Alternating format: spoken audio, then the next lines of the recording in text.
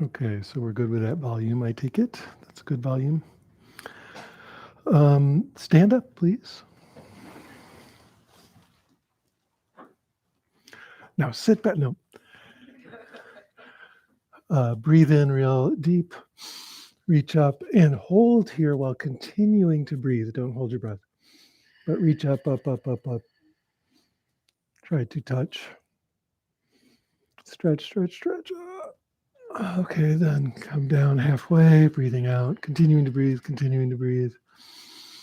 Then go down. Only do what feels good to you. Let your head dangle while continuing to breathe. Bend one knee to get a stretch on the other side.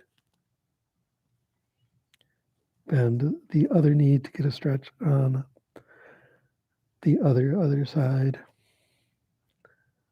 It needs like another half hour of stretching. Okay. This is all about me showing off that I can put my hands on the floor. It's the important part here. Breathing coming up.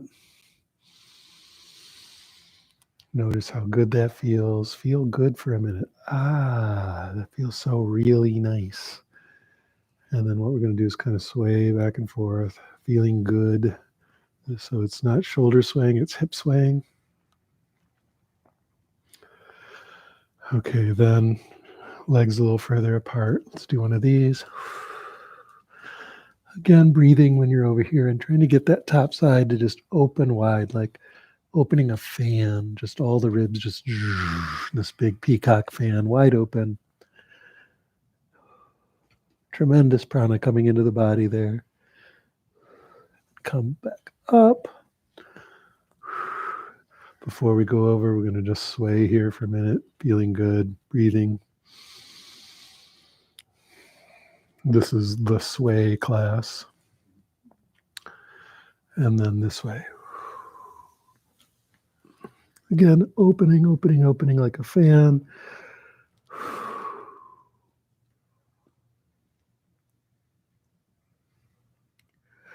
And then coming back up.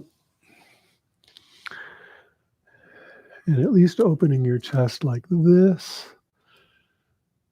Bearing your heart to the sky. If you want to, you can do one of these back stretches that really gets that chest open. Throwing your head back and just offering yourself as a sacrifice to the universe.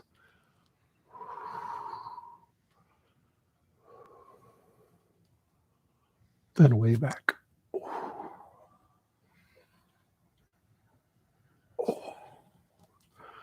There we go.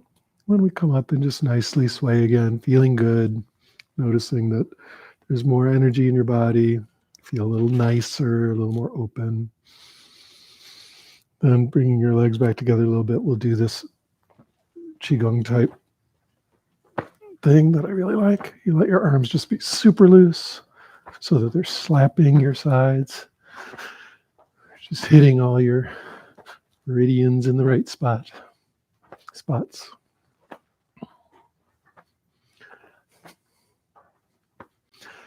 And do this as loosely and lazily as possible.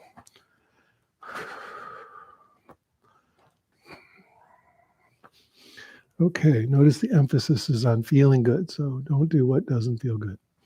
Okay, now let's hula hoop a little bit. Put your arms out if you want. And then back the other way. If you ever get a chance, we won't do it tonight, but try to do really micro ones. It's really, really cool. And then your arms too at the same time. Whoa, it's going to fall off. Right, and then back the other way. Loosen and open, loosen and open, loosen and open.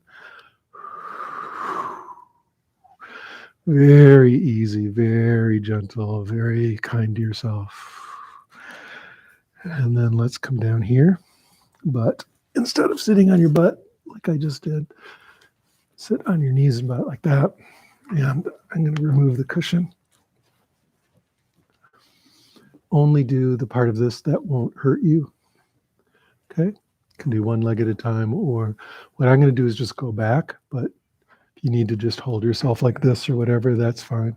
So just, if you can, go back.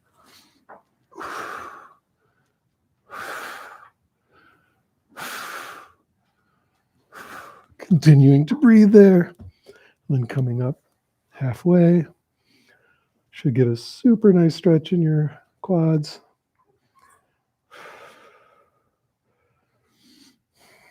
And then coming up. And we'll switch to Baddha Konasana. So, like this.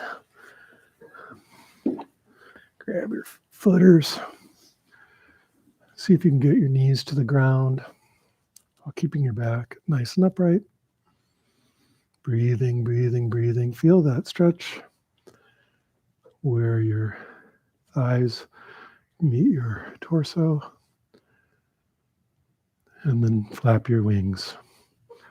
So we fly off into the sunset.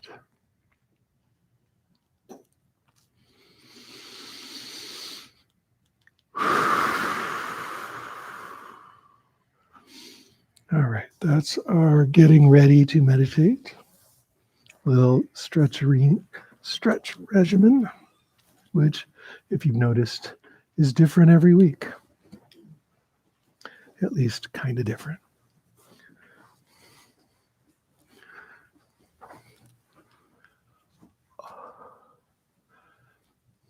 Okay, so hello, I'm Michael Taft. We're going to do an hour-long guided meditation. My job is to guide the meditation. Your job is to stay still. That's it. You can do whatever you want with your mind. I'm not going to police your mind, but just try to remain nice and still.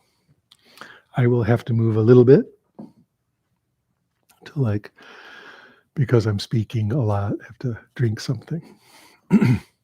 But other than that, I'll remain pretty still. And that's it. You're very welcome to follow the guidance. And I think if you like this kind of guidance, then that may be pleasant for you. Otherwise, it's always nice to just meditate in a room full of other meditators. Right? It's very, very pleasant.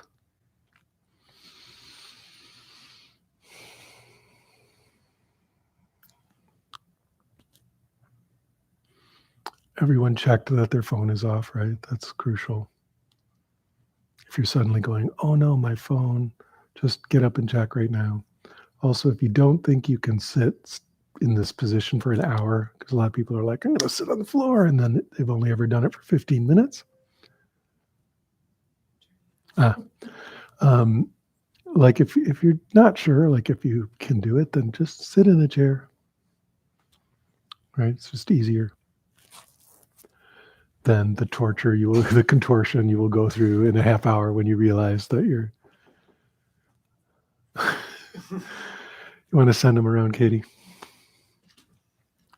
We haven't really started yet. It's a bold move. Yeah. We already went around. You got everything? Thank you. Wow.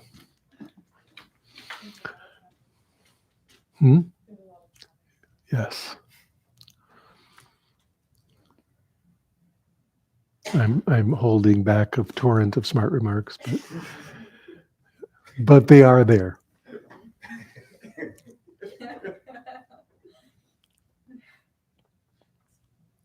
So now let's just wait for the intrepid person.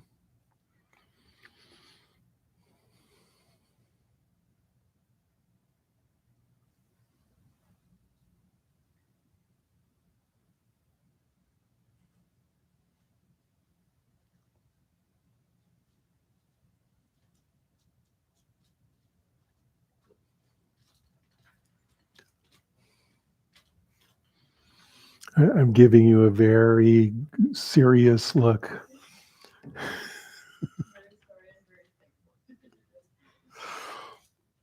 Very serious look. Welcome. Okay, so now let's begin by checking in with ourselves. Just take the weather report on your being right now. What's it like to be you? Go within. What are your thoughts like? What are your emotions like? What's your body feel like? What's your soul feel like? What's the cosmic weather within there like? And whatever's going on, let that be okay. So you're both checking in very, very clearly, very distinctly, with a lot of granularity. What's it like to be me right now? But you're also letting it be that way, not trying to change it or control it or reject it or judge it. What if it was just okay to be the way you are right now?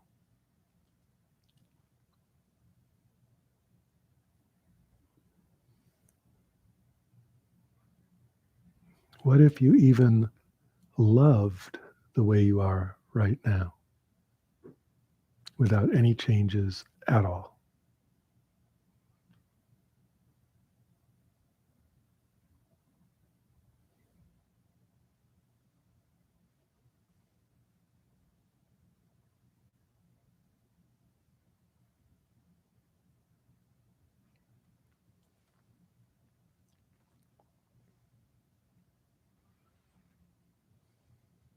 Okay, good.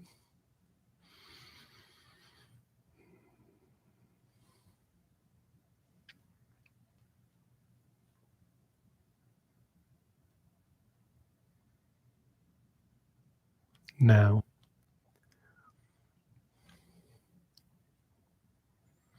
I want you to imagine meditating like a cloud, an incredibly fluffy white cloud against a bright blue sky. The cloud is shining bright, almost as if it is illuminated from within. And it's got that kind of thing where it looks like a mountain of marble floating in the sky. An enormous white marble mountain floating in the sky. That's a cloud. And just picture this cloud as clearly as you can, or feel it if you can't picture. Just imagine whatever that means to you, a cloud, but I'll use visual language. Bright, bright white, enormous, like a whole mountain in the sky.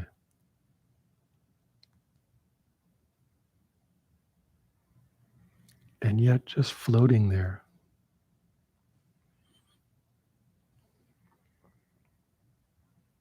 Clouds can weigh thousands and thousands of tons.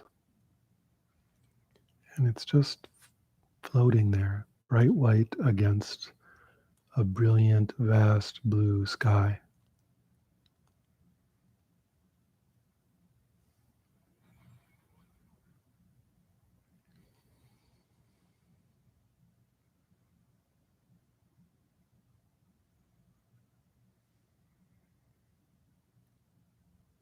And you see the cloud is slowly being pushed by the wind towards you.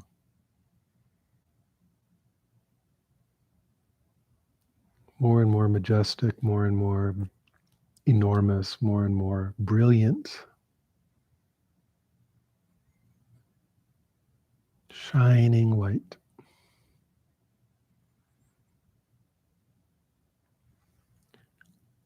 And as you're breathing in and out, just pay very close attention to that beautiful white cloud, fluffy white cloud, allowing your entire body to relax as if it were floating like a cloud. So you're noticing the floatiness of the cloud. And you're taking on some of that property, the sense that the body is so light that it can float, it's so relaxed that it has almost no structure at all, but is instead just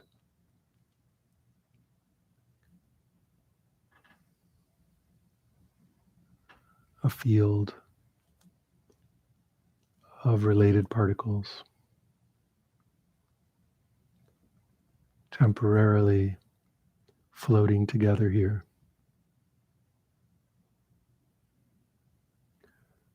And just notice as you keep picturing this cloud very, very clearly, super bright, brighter and brighter in your mind's eye, the sky wider and bluer, shining blue against this almost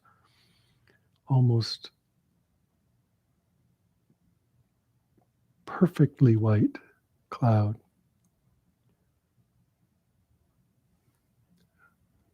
Notice your entire body releasing and relaxing and letting go and opening,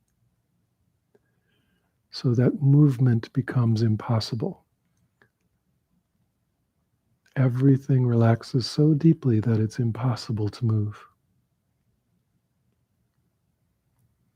Your eyes are relaxed so completely that they just come to a rest.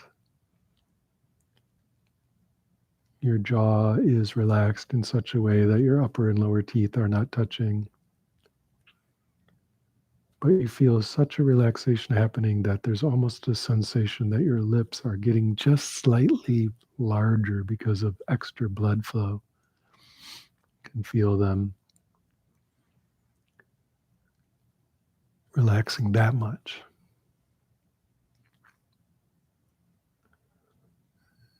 And all tension goes out of your arms and hands. They become just like wet ropes, just dangling there with zero tension. They're impossible to move. They will remain impossible to move because they're so hovering there.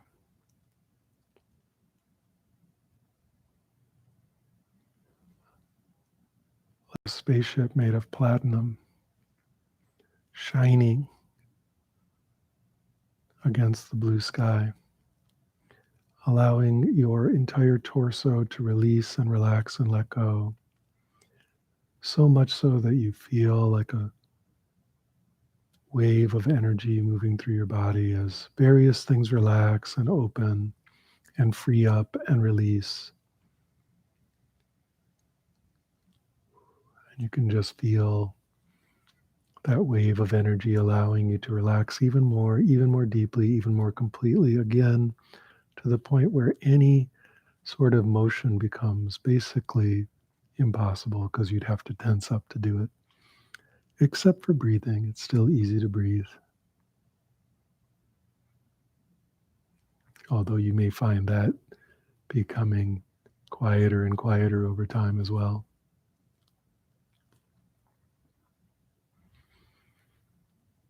And then feel that beautiful energy, the relaxing energy, allowing your legs to release and open, your feet to relax. And again, the sense that your feet are tingling or actually slightly warmer as more blood flows into your feet. And your entire body becomes totally relaxed, so relaxed that it starts to feel really good to just remain very still. Because the body has found a kind of complete stillness. And the mind starts aligning to that. Instead of the mind sort of shoving the body around, the stillness of the body is now beginning to be reflected in increasing stillness in the mind.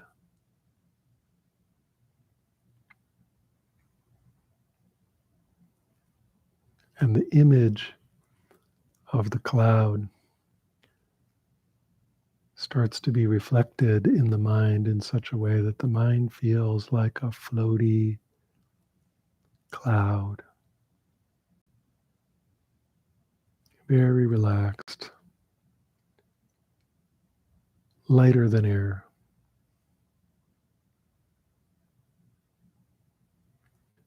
Tremendously brilliant, utterly awake.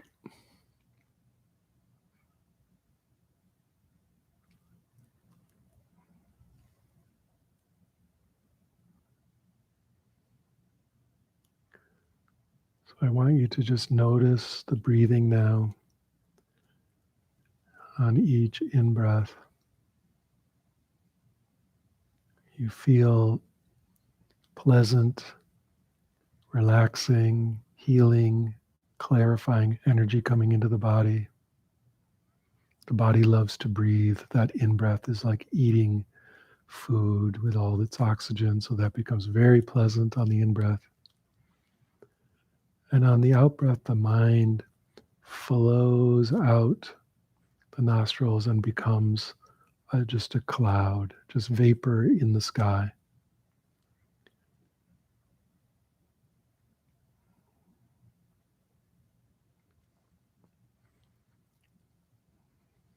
And this is just the mind returning to its natural state.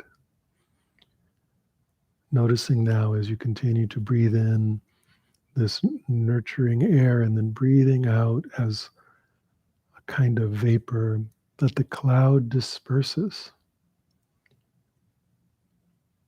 And all that's left is sky. So that with each out-breath, the mind returns simply and naturally to its original sky-like quality without any effort. Breathing in such a pleasant way, feeling the relaxation, the pleasure, the pleasantness, the clarity, the energy flowing through the body. Then on the out-breath, the mind just flows out to return to its natural state of sky-like vastness and openness. So let's continue that for a few minutes together here.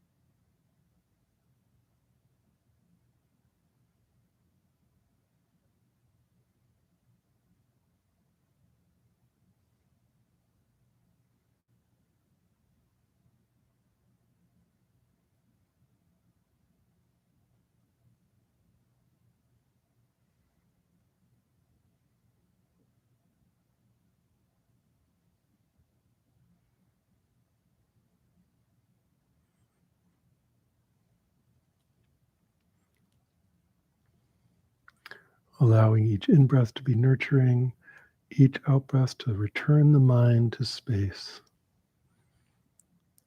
Absolutely vast, open, uncongealed space. If it wants to recongeal, okay, it can happen on the in-breath with the nurturing quality, but then on the out-breath again, it just falls open to become the sky without any effort at all. Zero effort to do that.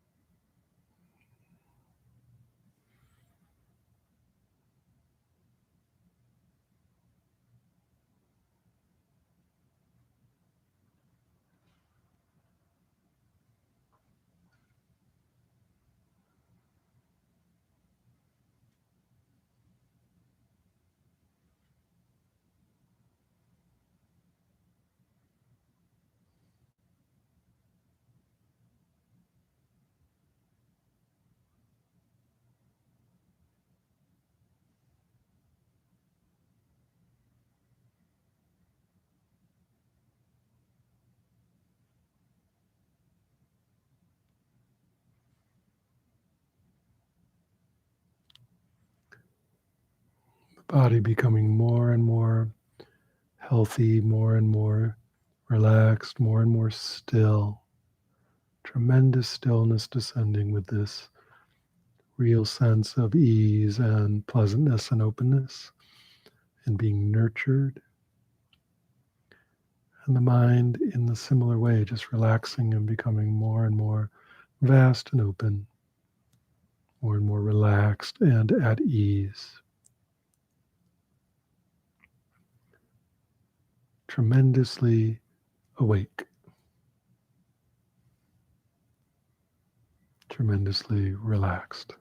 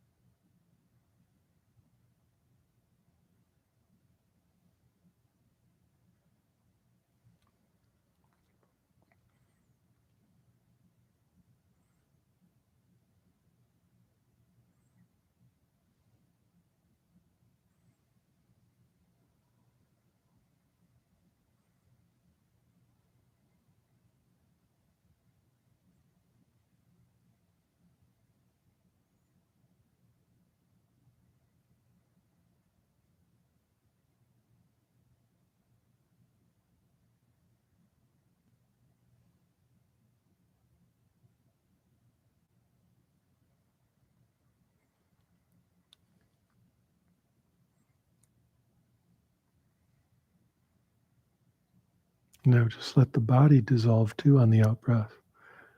The body becomes sky as well. Not simply the mind, the body too. All thoughts become sky, all emotions become sky, all regular body sensations become sky. On the out breath, sky.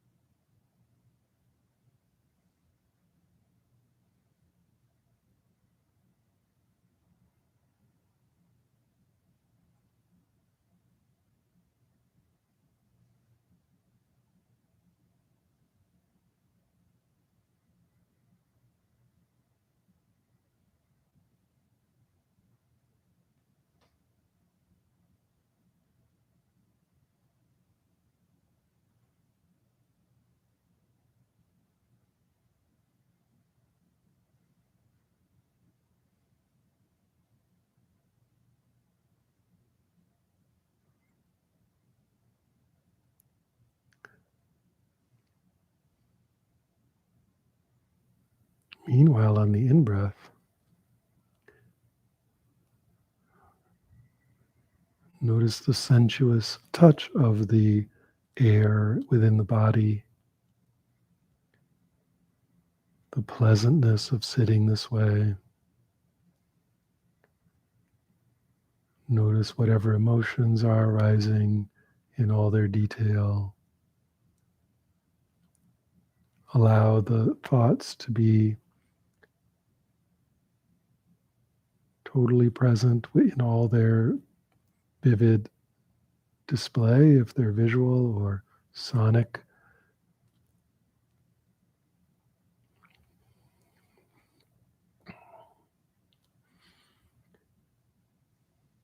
Symphony-like quality, if they're verbal. Everything there in all its beauty on the in-breath.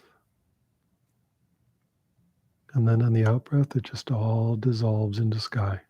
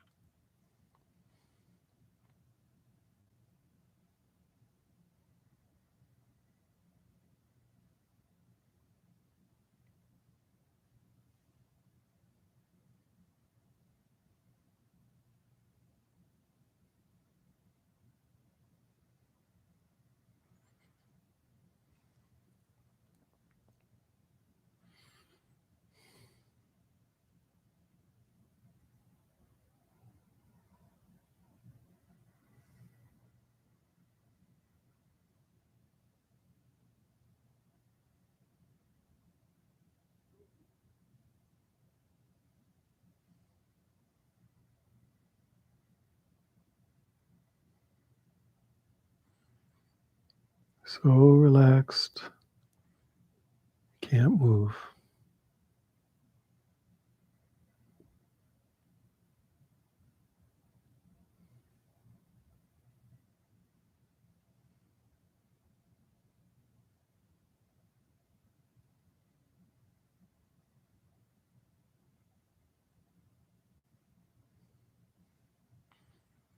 Notice any tingling quality in the body on the in-breath, that sense of energy in the body, or prana, the sense of chi, sense of piti, sense of vibrant life energy in the body on the in-breath, and feel its various rhythms, its patterns, the places where it's stronger or weaker, the places where it's delicious, maybe other places where it's more atonal.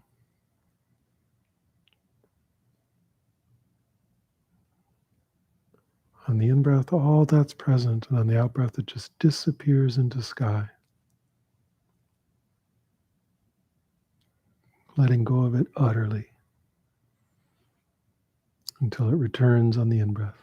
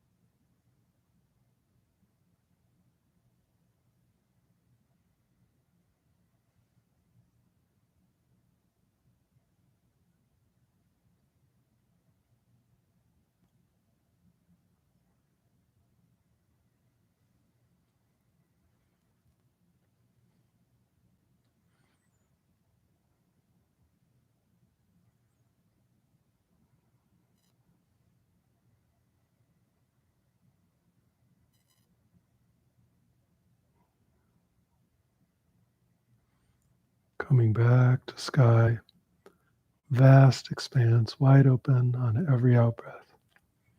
Totally without effort, it just falls back open. On the in-breath, you may notice perhaps thoughts are occurring. If they're visual, notice all the bright colors and shapes. If they're verbal, notice all the burbling sound. But it may also be the case that because of coming back to this sky so often, maybe not much thought happening. It almost can't happen. It's not a problem if it does. Just observe its beauty. But if it's not there, just observe the beauty of the silence and stillness before returning once again to vast, open, sky-like quality of mind.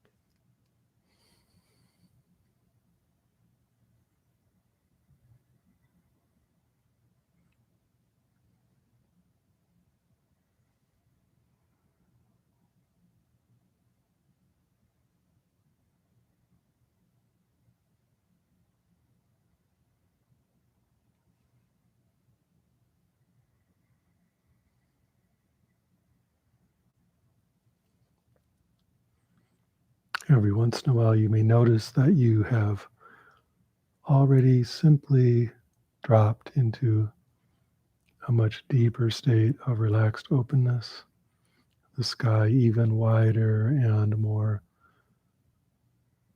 boundless.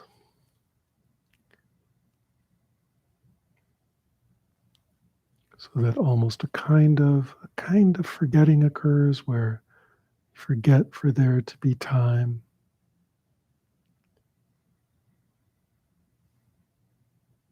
Forget the boundaries of the body.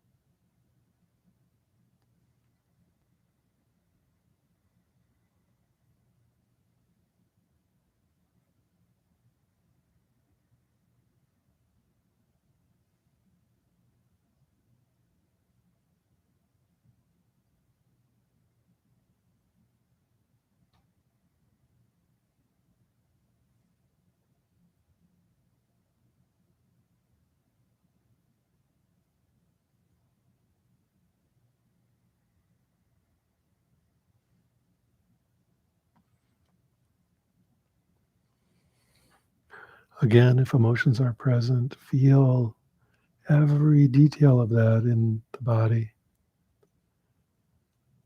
Whatever qualities that emotion has. On the in-breath, really feel it very clearly, very deeply. It's a body sensation somewhere in your face, your throat, your torso somewhere, your belly. And then on the out-breath, it all just dissolves into and vanishes into vastness. And then maybe it's there again on the in-breath. And we see its beauty yet again. Even if it's a very difficult emotion, notice whatever is beautiful about the sensation, like the phenomenology of it can still be beautiful.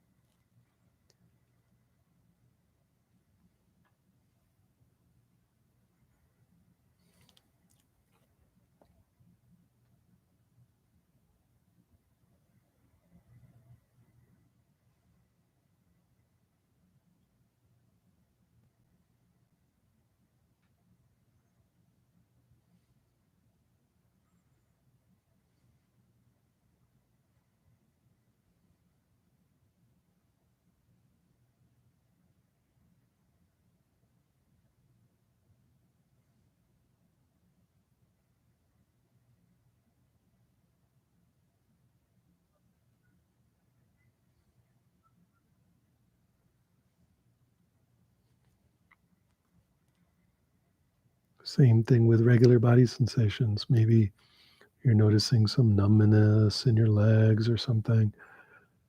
Really notice what's beautiful about that, the details of it, the exquisite textures and contours of that on the in-breath.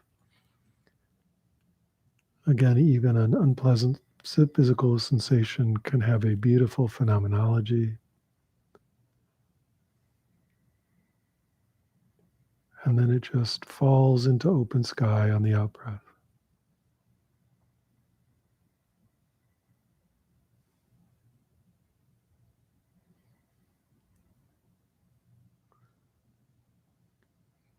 Noticing perhaps even more energy on the in-breath, even more awakeness, even more clarity, but especially that tingly, buzzy energy in a very pleasant frequency available in the palms of your hands, the soles of your feet, perhaps in your smile.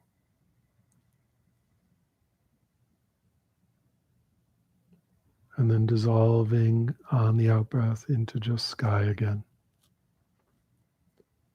Always back to just vast openness.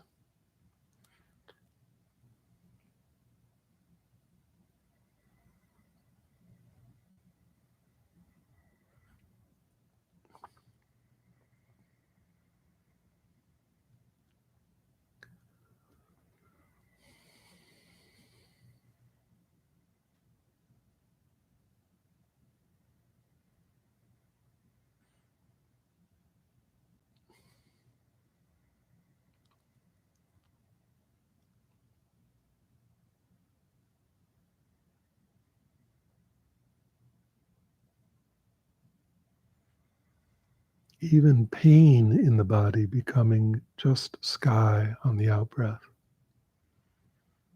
And then on the in-breath,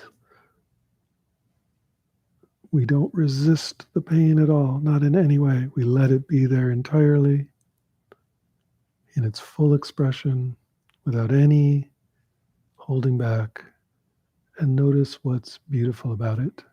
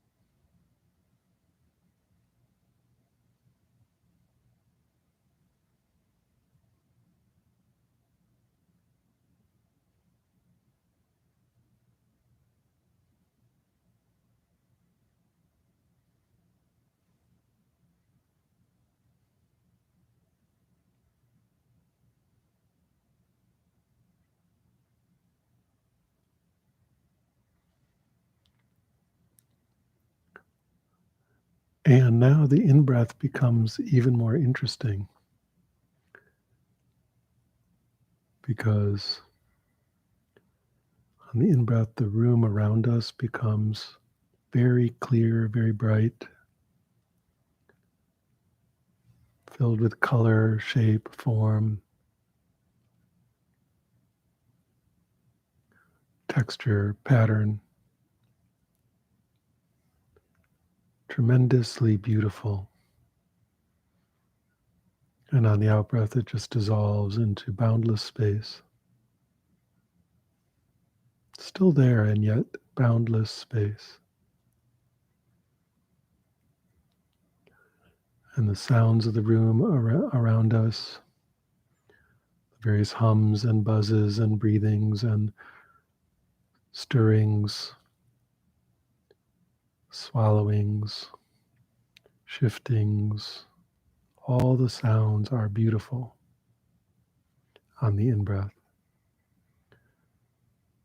And on the out-breath, it just becomes boundless, timeless space. Wide awake.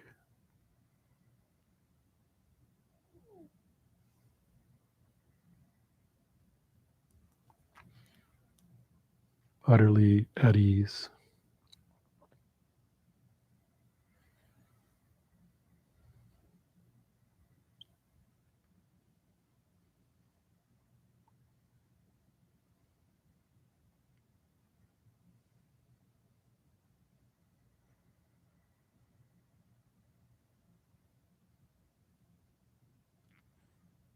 And we start to get this very funny sense, this very odd intuition that in the depths of the clarity of our own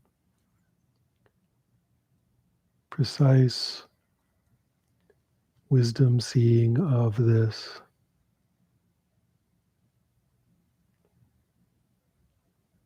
the in-breath and out-breath aren't any different. And the beauty of all this phenomena is no different than the open space. The two are together as one thing. Vast open sky, totally dissolved into nothing. And this exquisite expression of all that is appearing.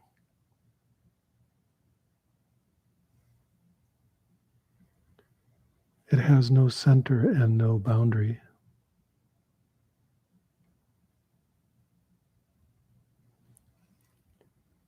It has no ground, and yet there's nowhere to fall to.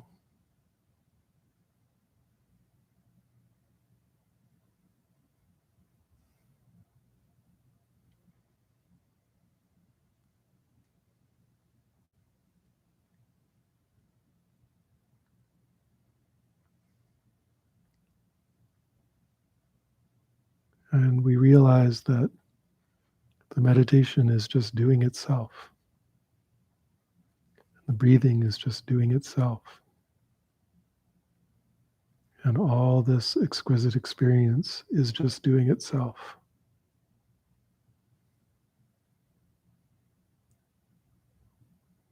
Even the sense of me doing anything is just another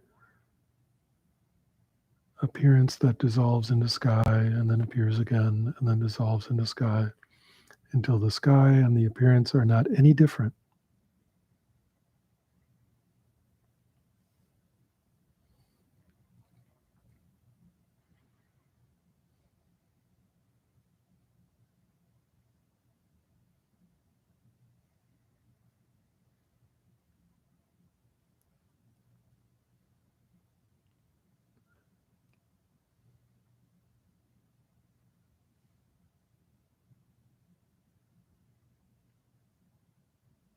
Not any different.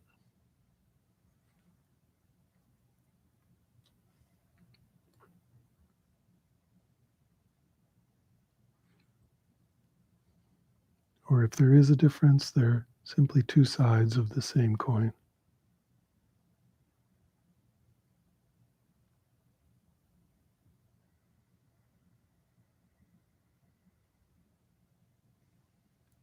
So that we see that every appearance, our feelings, our thoughts, our body sensations, the others around us, the room around us, the sounds, the sights.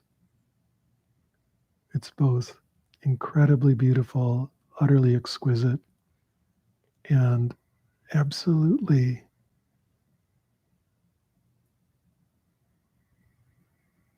spacious and awake at the same time.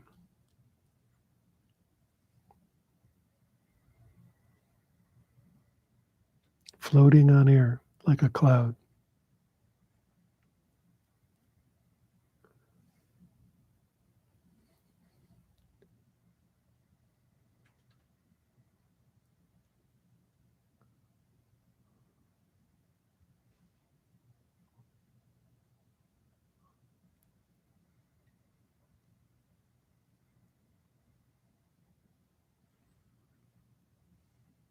And we begin to notice that each appearance has a place. All the appearances, all the many appearances in every moment has its right place. The difficult ones, pleasant ones, each has their own perfect spot, their right place in this moment.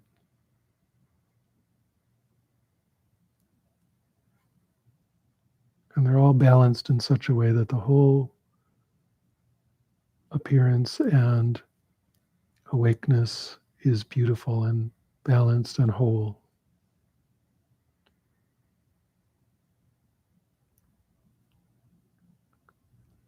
Every part belongs, with nothing left out or left over.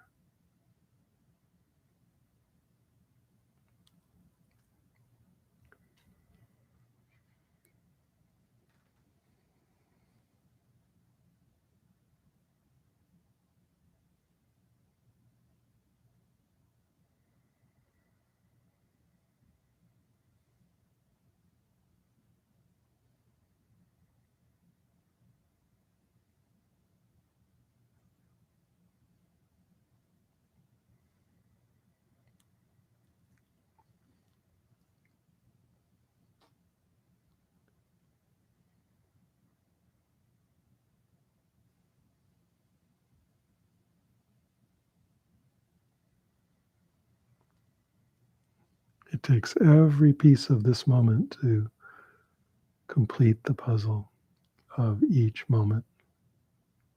Nothing left out. Nothing doesn't belong. Everything in its place. Utterly exquisite and utterly sky at the same time.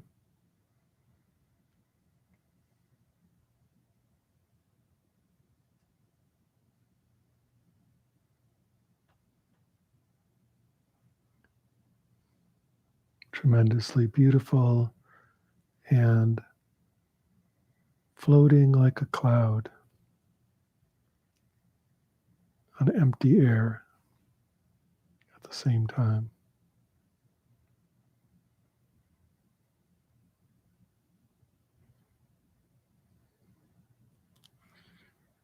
Wide awake and at the same time utterly at ease.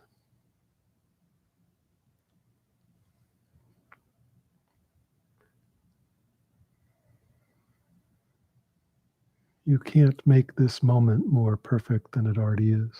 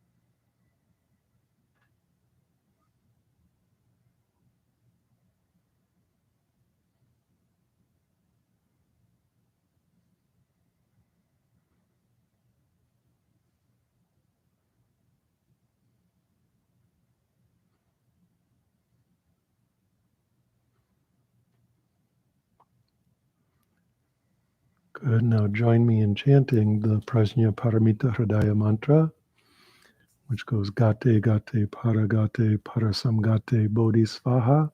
I'll say it really slow. Gate, Gate, Pāragate, Pārasaṃgate, Bodhi, Svāhā. Gate, Gate, Pāragate, Pārasaṃgate, Bodhi, Svāhā. Gate, Gate, Pāragate, Pārasaṃgate, Bodhi, Svāhā.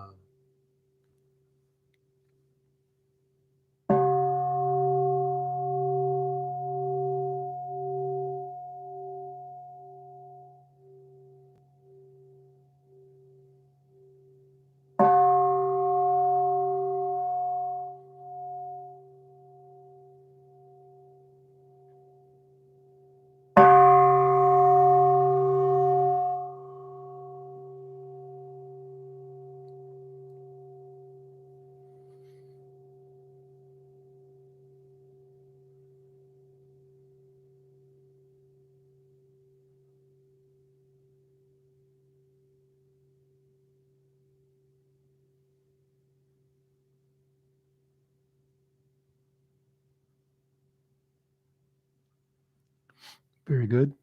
Let's end the meditation there. Feel free to move and stretch. If you have to go to the bathroom, go ahead and run and do that. Try not to get up so fast that you fall over.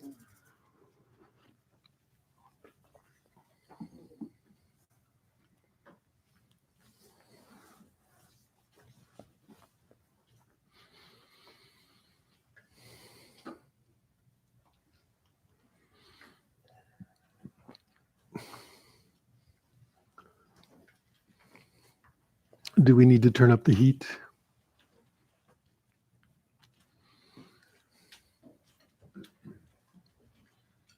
find myself thinking at one point, what's the warm handle? Yes. There's requests for heat.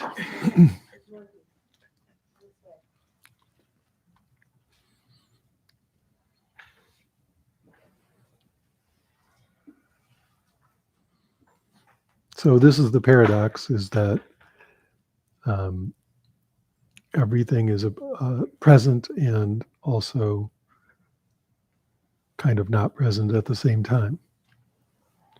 And it's very, like I was saying last week, it's very common that we really, especially as beginning practitioners, emphasize that not present part, that vastness, that openness, that clarity. When you really get a taste for it, it starts to be super delicious. To find this sort of emptiness. But as I was saying last week, that is really just halfway there, or even less than halfway there. It's important, and it's a huge advantage over being like caught up in stuff. You learn to be uncaught up in stuff and then just see openness, just the sky. And it's almost like the things of the world seem to fade or dissolve or disappear over and over again. And there's a real release and a real letting go and a real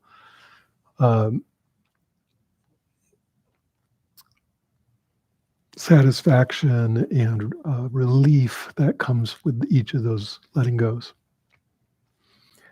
But eventually that becomes its own kind of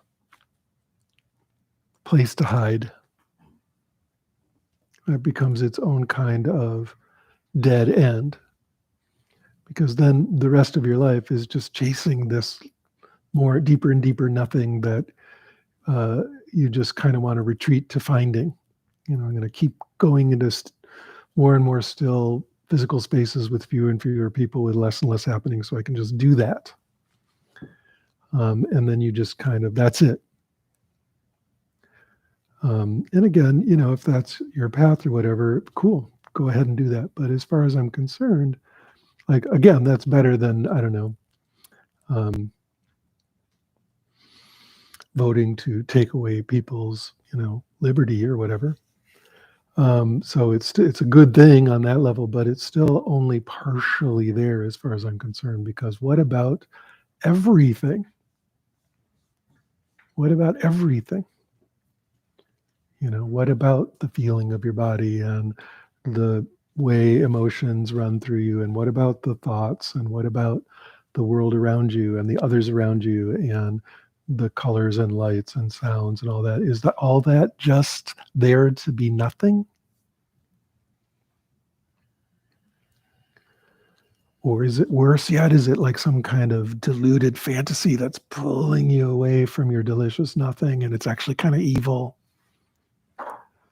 which is really common viewpoint?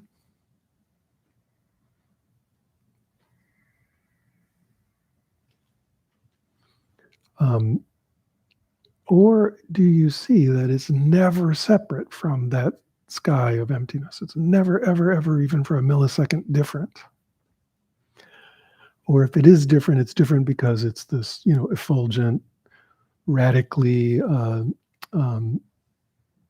beautiful display, and the other thing is sort of non-display, but they're arising together. They're never apart. And that seeing that thing is starting to come back around to wholeness again. It's not just that we shut ourselves in a cave and then see nothing forever. We come back out. But we come back out transformed. I mean, the nothingness, the emptiness, the sky is incredibly important, because then you see the world and yourself as it really is. It's like hanging like a dream in vastitude, right? And every part of it is exquisitely beautiful. Every part of it is exactly in its right place for that moment, and the next moment it can be in another place. But every part of it is necessary to fill the puzzle of the moment. If you took any of it away, it would be incomplete. So it's like just right, just right, just right, just right. Even while continuously changing, each moment is just right. And it's just right, not because it's void, even though that's there, but because even all the appearance it's got a place, so to speak, in the mandala, right? It's located. And all of them are necessary. And so that's coming back around to fullness. We don't just want emptiness. We want to come back around, all the way back around to total fullness and complete expression. Otherwise, I mean, to put it in kind of a funny way, what are you even doing here? Why'd you even get born if it was just to just go into nothingness? Could have done that without a body.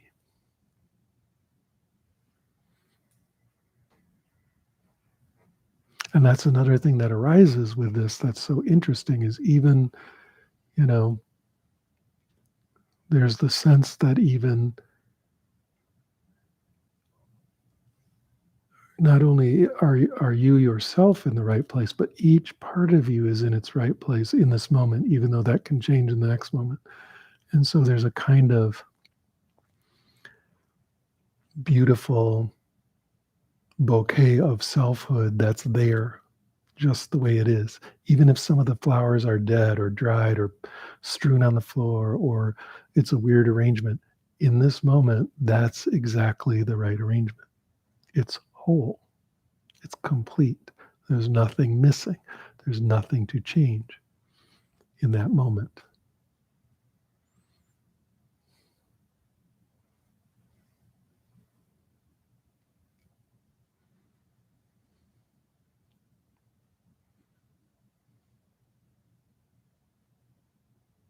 I'm going to read a quote, a very strange quote.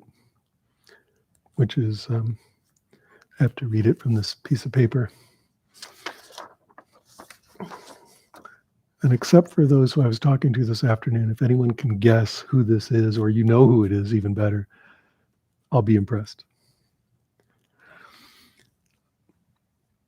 I want to learn more and more to see as beautiful what is necessary in things. Then I shall be one of those who makes things beautiful.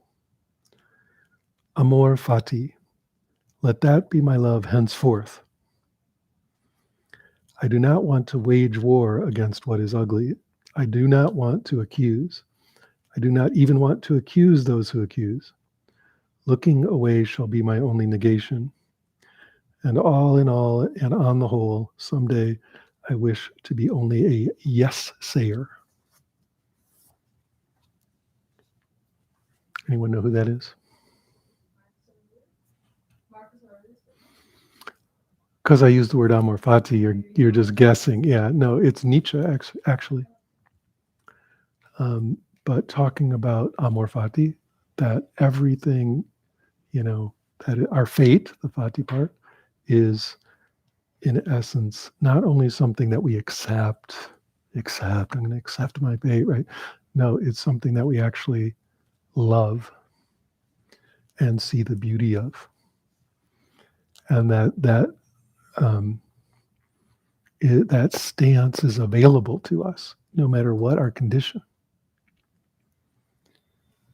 And so it's just funny. That's written in like the 1860s, but he's talking about what we're practicing here tonight in a very direct way, just noticing that all that's arising is exactly in its place, no matter what it is. There's a kind of perfection to the moment. And that we don't simply kind of grudgingly accept it. Oh, that's my lot. But rather find it beautiful and even love it. I think in the perhaps he's talking about something a little more kind of cognitive, but still the mood is there of like understanding the well-placedness of everything in each moment, and also the fact that it's got this cosmic depth to it. The vastness is always there. So here's the experiment. Can you, for the next 24 hours, see every single thing in your life not as something to change and try to get rid of, or something to try to hold on to, or something that you're ashamed of, or something that you wish was different? Oh my God, I'm in the wrong marriage. Oh my God, I have a stupid job. Oh my God, oh my God. You like the endless litany of how it should all be different. But, and furthermore, not the kind of nihilistic despair of, well, it's not going to ever be different, so I better just buck up and accept it or kill myself. But what's beyond those things? Can you see its actual beauty just the way it is? And then even love it just the way it is. Doesn't mean you can't change it. Doesn't mean you're locked in. But in each moment, let it be just what it is. For most people, that at first sounds really bad. Like, oh my God, I'm trapped. And then I'll give up and never change anything.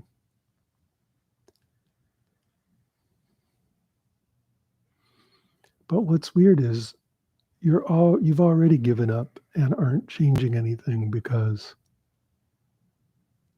you're stuck in the mode of thinking everything must change all the time. I have to work really hard to hang on to good things and get rid of bad things, never recognizing that that's endless. There is no finishing that or winning that.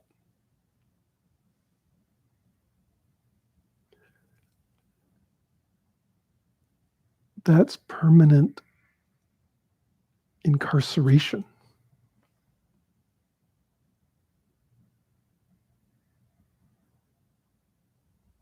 And so just as an experiment, it won't turn you into a vegetable. It won't turn you into, some kind of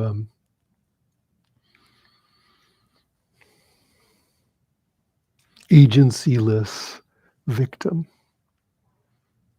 I promise. But you don't have to, just try it for a little while. Just what if it's all just right? And even changing it is just right. But the mood is, it's beautiful. And I even love it. And it's not an idea. I can see that it's beautiful, and I really do love it. And the kind of meditation we did is one way to notice that, because you see the total space that's there and the total vibrant display and perfectly placedness of the appearance. Placedness, however we say that. So do that and see if it turns you into an agency-less victim, or if you actually start to kind of feel better.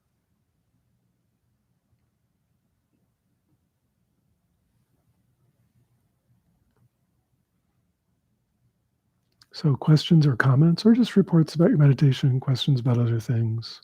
Just opening up the floor here.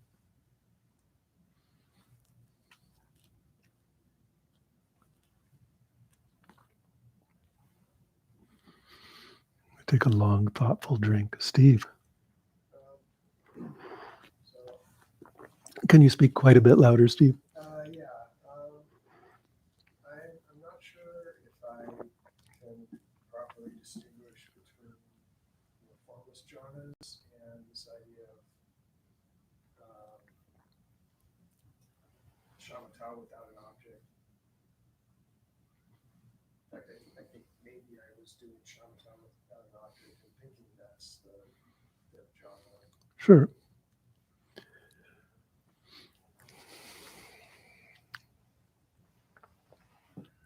They're closely related, obviously. The fifth jhana is infinite space, sixth jhana, infinite consciousness. We're kind of doing them at the same time, consciousness and space. I would say that they're not quite the same thing, because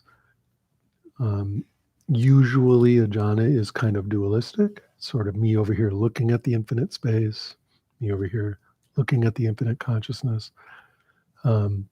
And when we do it this other way, where it's not split up like that. Now, maybe some people do practice them in a more non-dualistic way. It just depends on how it's taught and so on. But in another way, it's like, fine, they're similar. Good. You can even have a mood where the space will turn to like a point of nothingness, just like the seventh jhana. Although we're not trying to make that happen, and you kind of have to, you would want to sustain that if it was a jhana, and if it just occurs in non-dual meditation, if it's there, it's there, and if it goes away, it goes away, right? So we're not trying to do a systematic moving through, nor does it lead to these other, necessarily to nothingness or to non-perception and perception, or those kind of other stages, right?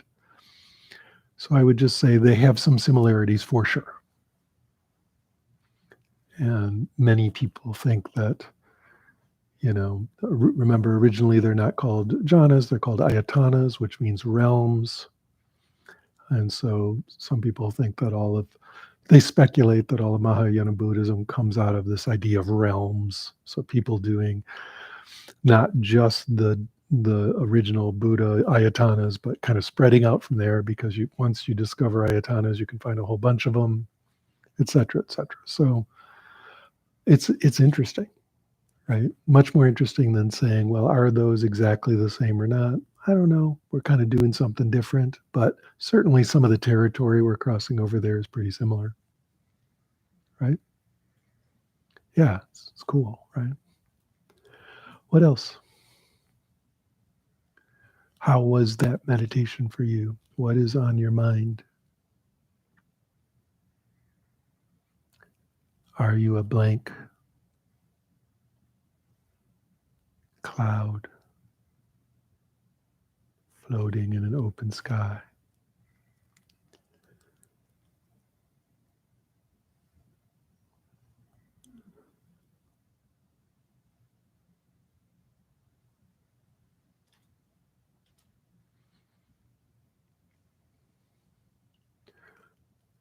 I feel like I've succeeded. I've pommeled you all into silence. I always feel good about that.